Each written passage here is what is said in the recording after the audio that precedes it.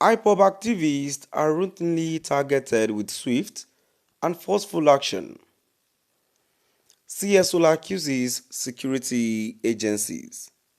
My dear listeners, here we are at it again, coming on with a beautiful news. Here is the another interesting news that says the Ipob activists are routinely targeted with swift and forceful action. The CSO accuses security agencies. Now moving on to the full details, kindly please ensure you like, subscribe to this channel and share. Civil society organizations CSOs across the southeast region of Nigeria have accused security agencies of operating with a bias, alleging that while indigenous people of Biafra Ipob activists are routinely targeted with swift and forceful action, armed herdsmen responsible for violent attacks on communities are ignored. In a joint statement, the CSOs expressed deep concern over what they described as selective law enforcement that undermines justice, fuels insecurity, and leaves victims of herdsmen violence without protection or recourse. The organizations, including RULAC, SWAG Initiative, and the Inchekwal Indio Benye Foundation, documented a disturbing pattern of attacks across the five southeast states, with incidents ranging from killings and kidnappings to widespread destruction of farmland. They criticized both state and federal authorities for their failure to uphold constitutional obligations, demanding immediate action to investigate, arrest, and prosecute perpetrators of herdsmen-related violence while ensuring fair and equal application of the law to all groups.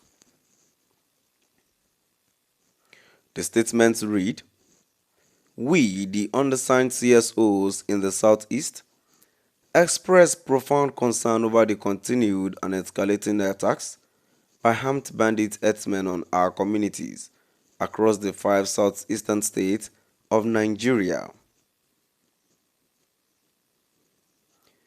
These attacks are not isolated incidents but part of a broader pattern of violence and impunity that has gone largely unaddressed by the Nigerian state and its security apparatus.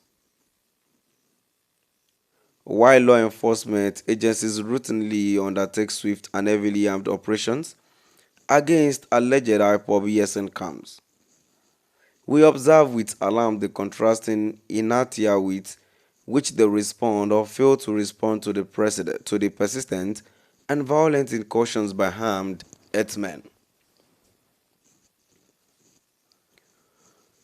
Communities suffer losses of lives, destructions of farmlands, and displacement with little or no meaningful state intervention.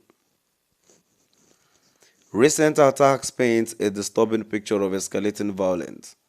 In Abia State, communities in Isikwato, Omuneochi, Lobingwa local government areas have repeatedly decried attacks, kidnappings, and farm destruction by suspected herdsmen with little or no response from law enforcement.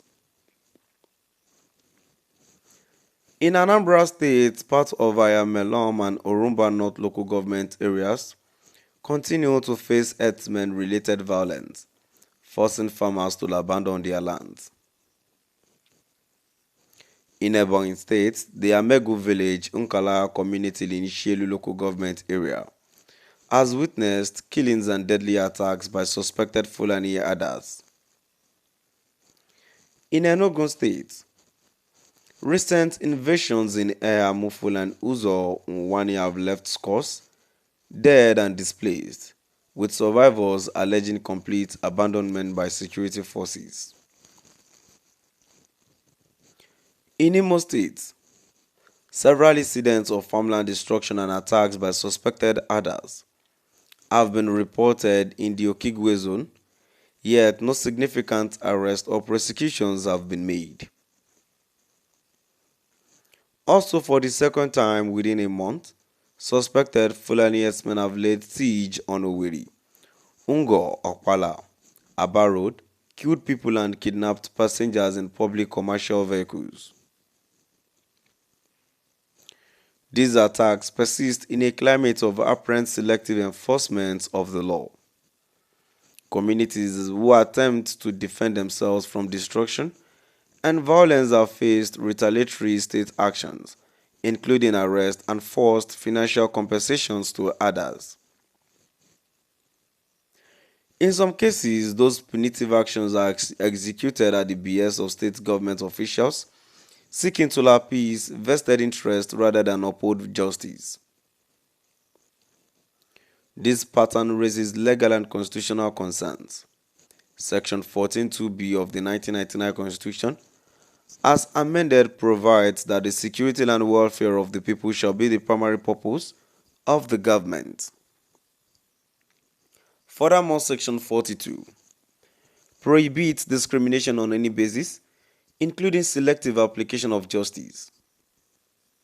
The seeming reluctance of law enforcement to prosecute armed herdsmen, juxtaposed with their destructive and unrestrained operations in the southeast, suggests a breach of the principle of equal protection under the law. It also raises questions about the neutrality of federal law enforcement agencies and the militarization of the southeast, which now hosts an excessive number of security checkpoints, particularly in civilian areas, and act inconsistent with the principles of federalism and civil liberties. Incidences of extortion, brutality, and harassment of these checkpoints remain largely uninvestigated, even when widely reported in mainstream and social media. My dear listeners, now we've come to the end of our today's news. Please do drop by the comment section.